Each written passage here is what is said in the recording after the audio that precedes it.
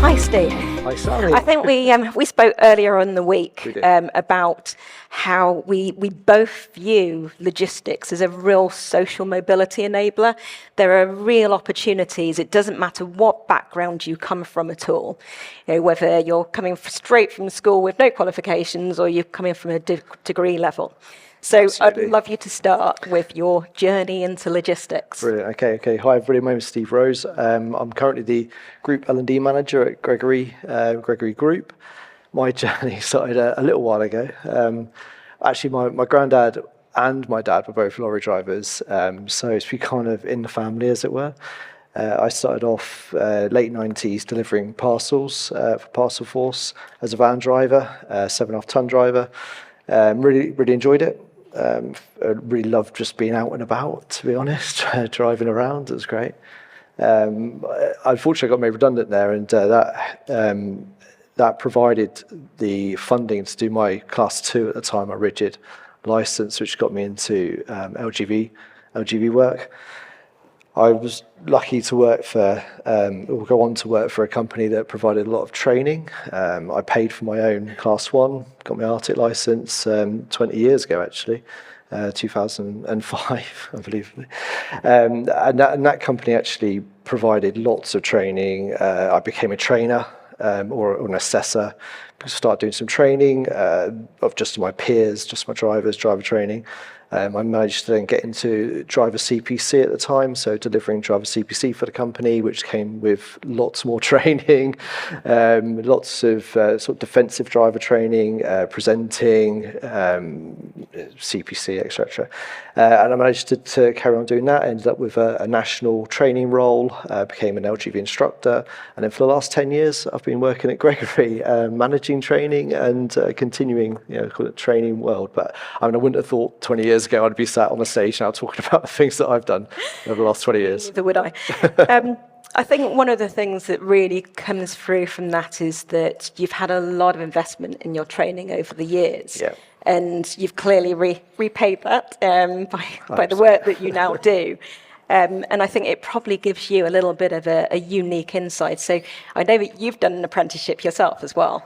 I have done. I've done one apprenticeship. I did that. I did level 5 departmental manager in 2019. So through the COVID period, which was it was really valuable actually, because I've been a manager for 5 years, but no one actually taught me to be a manager. So which was interesting, and I realised doing that actually it gave me a better foundation for understanding the basic skills I needed as a manager.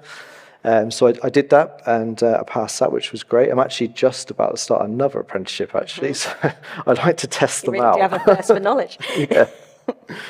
And what's this apprenticeship that you're doing next? Just about to do a level 7 before the funding goes, which is, I think, I'm fortunate, my personal opinion, but I agree. Yeah, I'm just about to do a sort of senior people professional CIPD in L&D, organisational L&D, so fantastic. Which is great. Yeah, looking forward to that.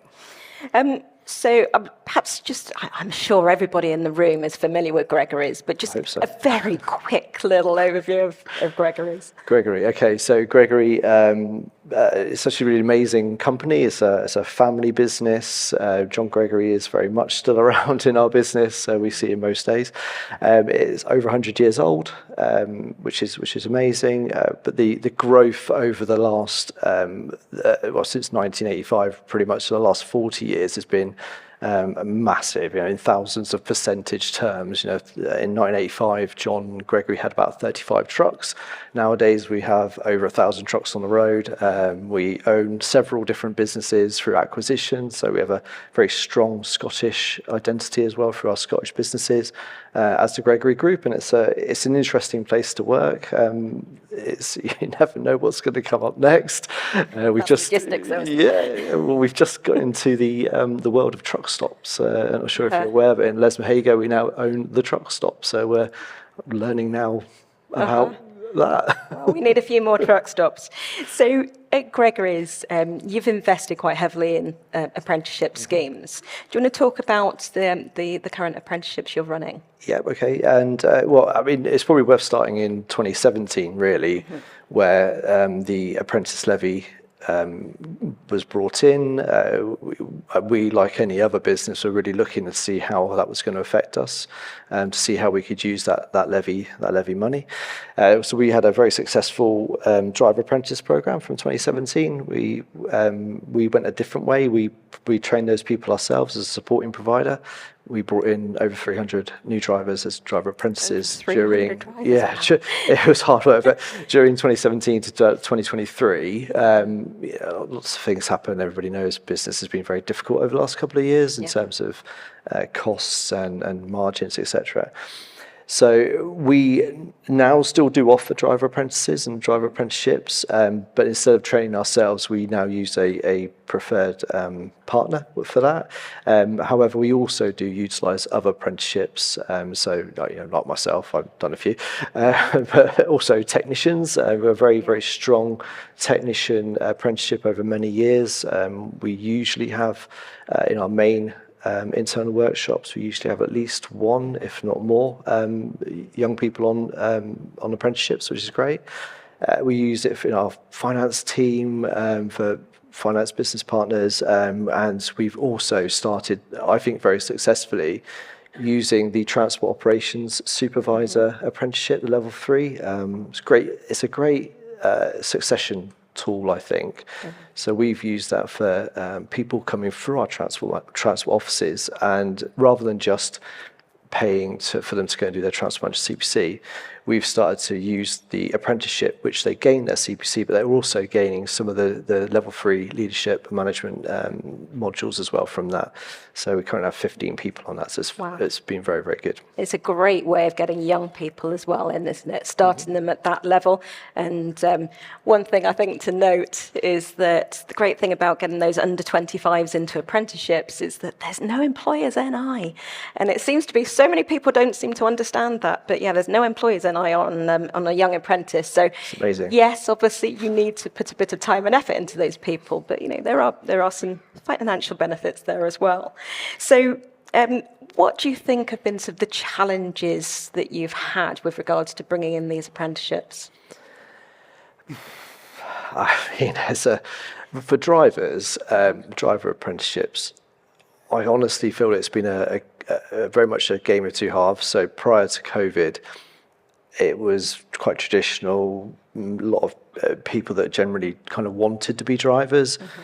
Post-COVID, it was very different, where driver shortage kind of produced lots of stories about how much money you could earn, essentially. And I think that made it more challenging, because it may be that some of the people coming through were not necessarily completely understand what the job was, but maybe a little bit more kind of tempted by the money.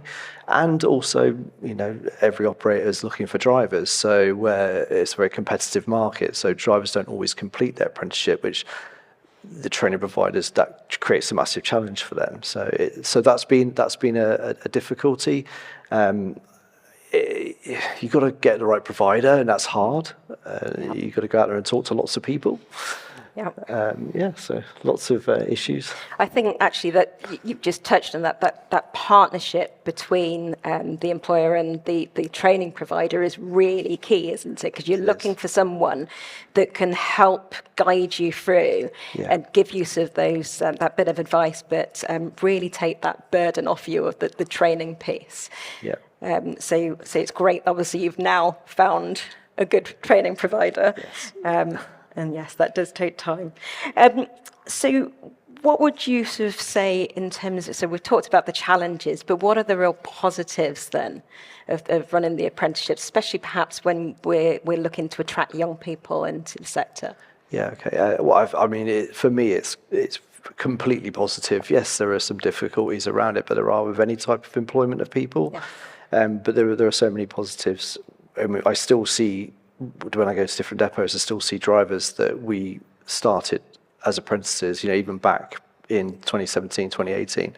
I mean, that's always really I really like that. You still come up and say, all right, Steve, this is what I'm doing, this is what I'm driving. And for me, that's really fantastic. We also have seen where, we're talking a lot about apprentice drivers now, but I see a lot of drivers, also not a lot, but I've seen a few drivers where they've progressed as well. So they've become the operator or the supervisor.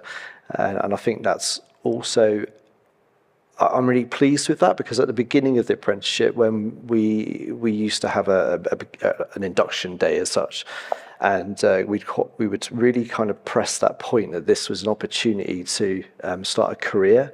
And you really, when you actually see that actually happening, it doesn't happen immediately. It happens over several years. But we've got some really good people that started as driver apprentices and now have progressed in the company, so it's really fantastic. Fantastic. Yeah. And I think that's key, isn't it? It's being able to retain these people as well. You're obviously going to lose some people. You're not going to keep everybody that you train, but it's creating then a whole load of drivers for the industry, and they may well come back.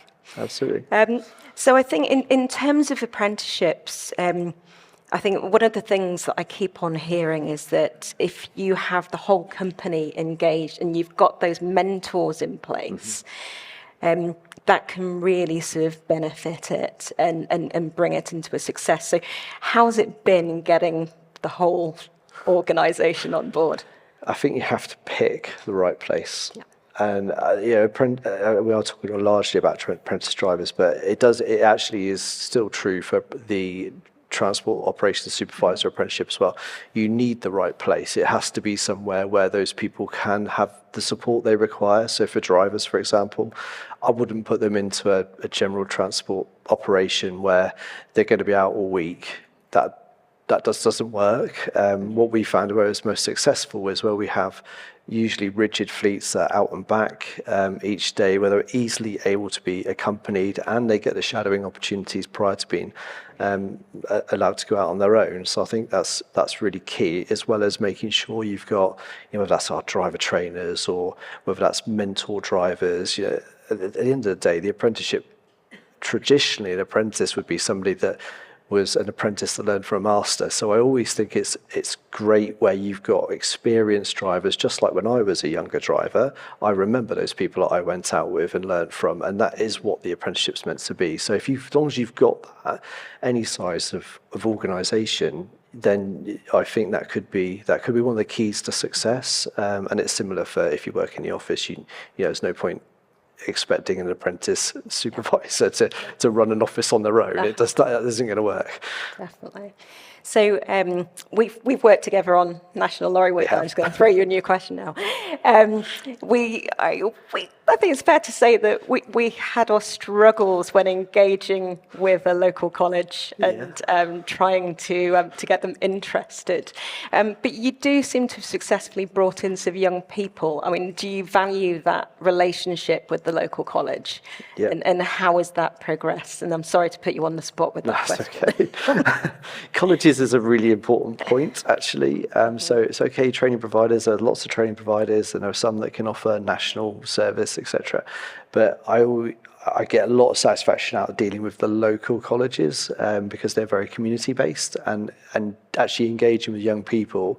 I mean, we had an experience of sorts, didn't we? But I think you don't realise sometimes that actually some of the young people that we speak to, they do take on board what we're saying, and then maybe they don't show that at the time.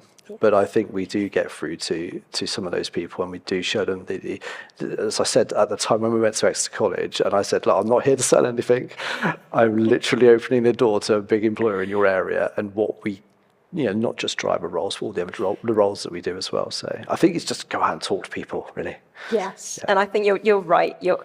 If you can just get one kid engaged in that classroom, then that's one more who then potentially is going to go into the role and then wax lyrical to then their friends and talk about it down the pubs in later years, which I think is probably half of our struggle.